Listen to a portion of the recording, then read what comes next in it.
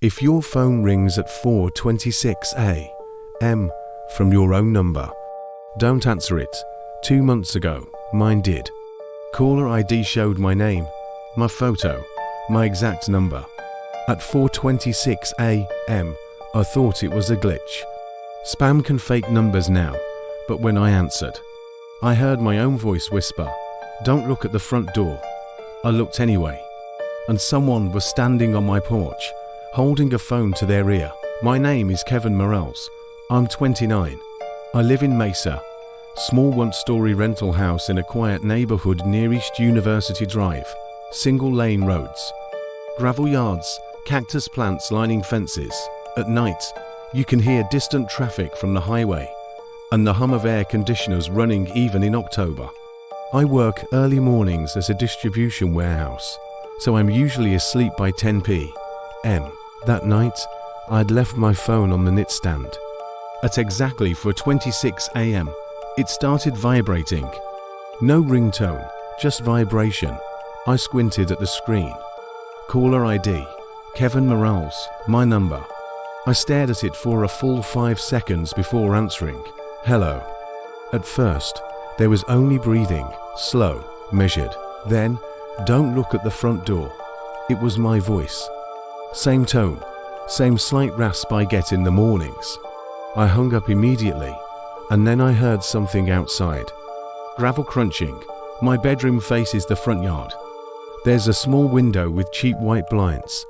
I slid one slat down just enough to see the porch light was on, and someone was standing directly in front of my door, head down, phone pressed to their ear, wearing a dark hoodie, about my height, my build. They weren't moving. I checked my phone. The call had ended. No call log, no missed call, nothing. I stepped away from the window slowly. My heart was pounding so loud I could hear it in my ears. Then my phone vibrated again. 4:28 a.m. Kevin Morales. I didn't answer this time. Instead, I turned the volume down and walked quietly toward the living room. Each step felt loud against the tile floor. The house was dark except for the blue glow of the microwave clock. 4:29, I stopped a few feet from the front door. There was a shadow under it, shoes visible through the gap. Still, my phone stopped vibrating. The shadow didn't move. After a full minute, I heard footsteps retreating across the gravel.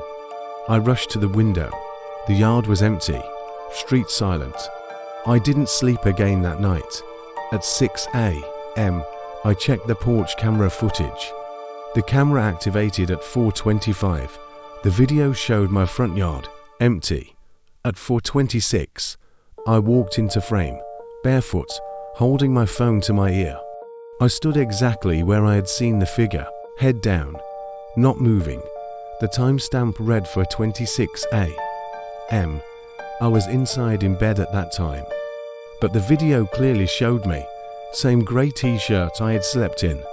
Same shorts. I watched it 3 times.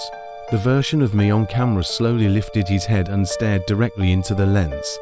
Then the video cut out for 6 seconds. When it resumed, the porch was empty. The next night, I stayed awake, lights off, sitting on the couch facing the front door. I unplugged the porch camera, left the blinds closed. 4:25, nothing. 4:26, my phone rang. Kevin Morales.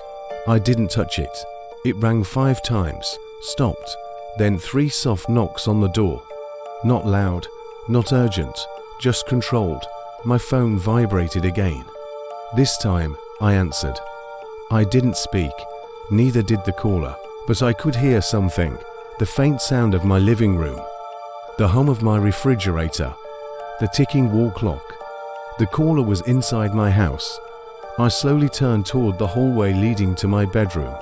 It was dark, but I could see movement, a shape shifting slightly in the shadows. Then my own voice whispered through the phone, "You're not supposed to be here." I ran for the front door and yanked it open. The porch was empty, streetlights casting long shadows across the road. I turned back toward the house and froze. Someone was standing in my living room, exactly where I had been sitting, wearing my clothes, holding a phone to his ear. My phone. I looked down. My hand was empty. The figure looked up slowly. Our eyes met. There was no distortion, no blur. It was my face. But his expression was calmer, almost patient. He lifted the phone slightly as if offering it back. Then he stepped backward into the hallway and disappeared into the darkness. I rushed inside, turned on every light, checked every room, closets, bathroom, backyard, nothing. But my bedroom door was open, and the bed sheets were pulled back, like someone had just gotten out. The next morning, I went to my phone carrier store, asked if calls could spoof my own number like that. The employee, a guy named Trevor, said yes. It's rare, he said, but it happens. I showed him the porch footage. He stared at it for a long time. That's weird, he finally said, but probably just a glitch. I wanted to believe that. Until last week. I moved out of that house a month ago. Different city now. Different number. New phone. Last night at 4:26 a.m. my new phone rang. Unknown number. I answered without thinking. There was no breathing this time. Just silence. Then a soft knock. Not through the phone.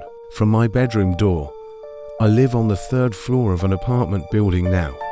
No porch. No yard. I didn't open the door. I don't know how long the knocking lasted. But this morning when I checked my call history, there was one outgoing call at 4:26 a.m. dialed for 2 minutes and 12 seconds to a number I don't recognize. The last 4 digits are my old house address, and I don't remember making it.